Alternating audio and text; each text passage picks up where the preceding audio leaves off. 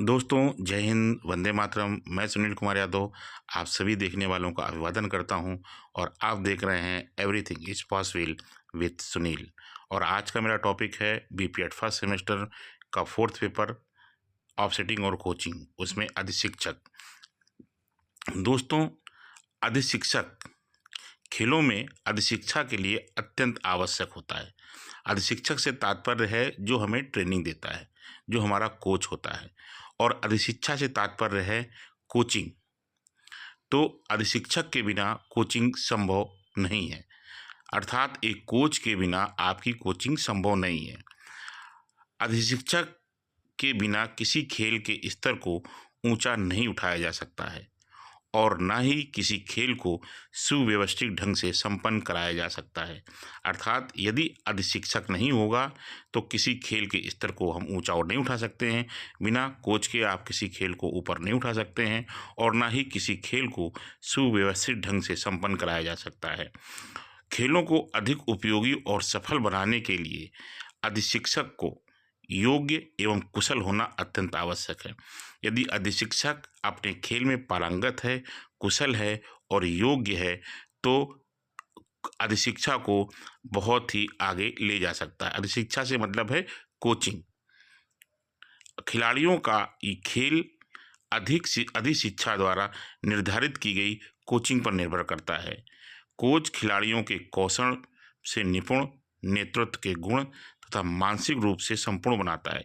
एक खिलाड़ी, एक जो अधिशिक्षक होता है या जो कोच होता है, वह खिलाड़ियों को अपने खेल में निपुण बनाता है, उनमें नेतृत्व के गुण लाता है और मानसिक रूप से उनको मजबूत और संपूर्ण बनाता है। वैज्ञानिक तकनीक के द्वारा दिया गया प्रशिक्षण खिलाड़ियों के कौशल को परिपक्वता लाता है। जो वैज्ञानिक रूप से, जो वैज्ञानिक टेक्निक है, टेक्नोलॉजी से दिया गया जो प्रशिक्षण है, वो खिलाड़ियों को परिपक्व बना देता है। कोच खिलाड़ी के स्वभाव, व्यवहार एवं आचरण से उसका प्रशिक्षण देकर एक अच्छा नागरिक बनाने में सहयोग प्रदान करता है। कोच जो है खिलाड़ी के आचार विचार में परिवर्तन लाता है, उसके व्यवहार में परिवर्तन लाता है और अपने प्रशिक्षण को देकर एक सफल नागरिक बनाने में सहयोग प्रदान करता है। अब दोस्तों आता है अधिशिक्षक की योग्यताएं क्या होती हैं या गुण क्या होते हैं। पहले है शैक्षिक योग्यता। शैक्षिक योग्यता में के अंतर्गत हम ये कह सकते हैं खिलाड़ी जो कोच है वो अपने खेल में संपूर्ण ज्ञान रखता हो, उसने ट्रेनिंग कर रखी हो, जैसे NIS है या बीपीएड है, MPED है, ये कर रखा हो। खिलाड़ी की भावना को समझने वाला हो। खिलाड़ी कोच जो है वो विनोदी भी होना चाहिए, मतलब हंसमुख मिजाज का भी होना चाहिए। उसमें नैतिकता का भी योगदान होना चाहिए और उसका जो व्यक्तित्व है वो संतुलित होना चाहिए। संतुलित व्यक्तित्व से मतलब उसका मानसिक, सामाजिक स्तर जो है, पहलू हैं, है ना, और अपने खेल के प्रति वो टोटल रूप से संतुलित होना चाहिए। एक अधिशिक्षक को, एक कोच को निष्पक्ष, हमेशा निष्पक्षता के साथ रहना चाहिए और हमेशा खिलाड़ी की भावनाओं की कदर करनी चाहिए। ऐसा नहीं है कि खिलाड़ी अगर कुछ कहे तो उससे नाराज़ भी हो तो ऐसा, जैसा बाप बेटे से कितना भी नाराज़ हो जाए लेकिन बेटे की हर कमी को छिपाने की कोशिश करता है। अगला टॉपिक है आपका अधिशिक्षक की विशेषताएं। अधिशिक्षक को खेल का संपूर्ण ज्ञान होना चाहिए। उसको हर नियम, खेल के हर पहलू, चाहे वह खिलाड़ी के रूप में हो, चाहे वह कोचिंग के रूप में हो, चाहे वह ग्राउंड मेजरमेंट के रूप में हो, चाहे वह इक्विपमेंट के रूप में हो, उसको संपूर्ण ज्ञान होना अत्यंत आवश्यक है। खिलाड़ियों को समझाने की योग्यता उसके अंतर्गत होनी चाहिए।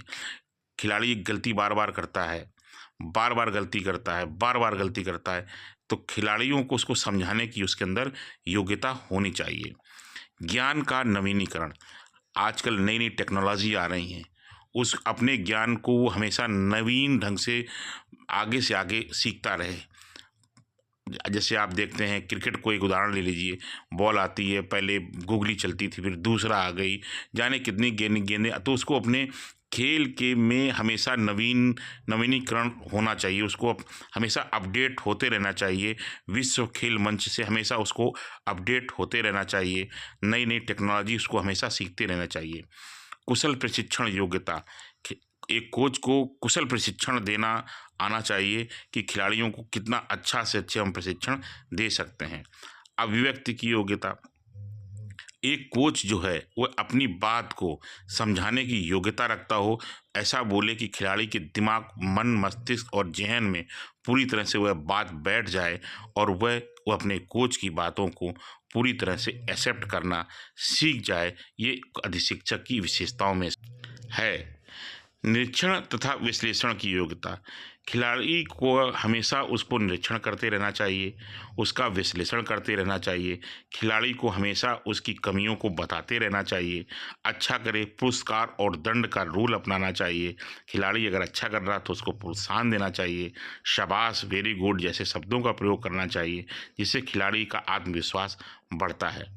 मूल्यांकन की योग्यता, अधिशिक्षक जो है अपने खिलाड़ियों का मूल्यांकन ईमानदारी से करे और हमेशा उसको मोटिवेट करता रहे, जिससे खिलाड़ी में आत्म कॉन्सेप्ट क्लियर हो और उसका जो सेल्फ है, जो आत्म संयम है, जो वो मजबूत होता है, सेल्फ कॉन्फिडेंस उसके अंदर आता है। दोस्तों, आप देख रहे हैं एवरीथिंग इज पॉसिबल।